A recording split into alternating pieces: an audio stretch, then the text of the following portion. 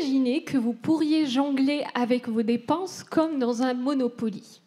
Vous atterrissez dans une rue, vous achetez une maison, la télé dernier cri, le canapé ultra confortable.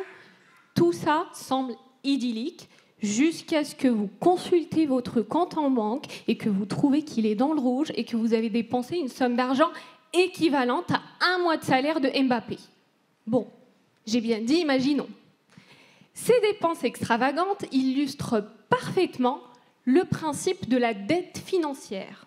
Vous pouvez jongler avec vos dépenses, mais à un moment donné, vous allez devoir jongler, mais là, avec des penne et des coquillettes, sans beurre et sans fromage pendant plusieurs mois pour éponger votre dette. Dans le cadre de ma thèse, j'ai emprunté le principe de dette financière pour l'appliquer au domaine du développement logiciel et étudier le phénomène de dette technique, qui fonctionne à peu près de la même manière, mais cette fois-ci, avec des développeurs qui empruntent du temps et réalisent des compromis sur la qualité de leur logiciel ou de leur application pour les livrer plus rapidement.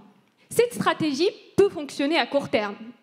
Cependant, la dette technique finit toujours par les rattraper sous forme d'applications qui plantent, de bugs ou encore de difficultés majeures à maintenir leur système d'information.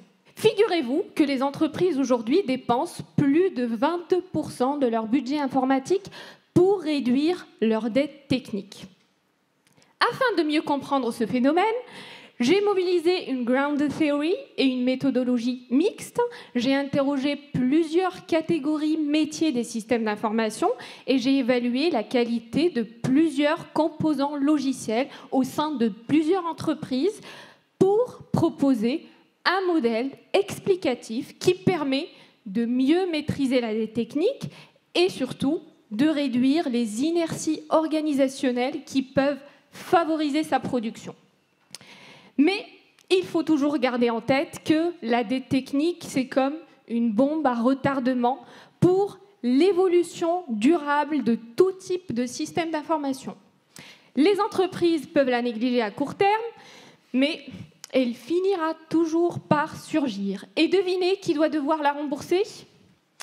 Eh oui, ce sont les mêmes développeurs qui l'ont contractée initialement, mais avec des intérêts supplémentaires.